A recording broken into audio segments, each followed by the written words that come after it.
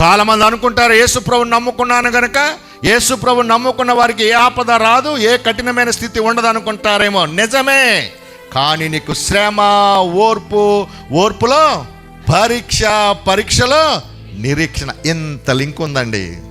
So it's not a one day game, it's a life game. జీవితాంతం మనం నేర్చుకోవాల్సింది.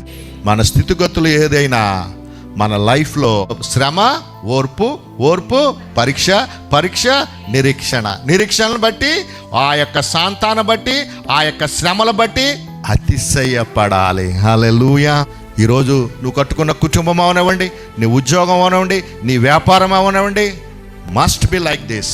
శ్రమ, ఓర్పు, పరీక్ష, నిరీక్షణ, ఇవి కలుపుకొని మనం బ్రతికితే ఏసేపు కన్నా గొప్పగా ఆశీర్వదించబడతాం. దేవుడు మనల్ని గొప్పగా దీవించి ఆశీర్వదించును గాక.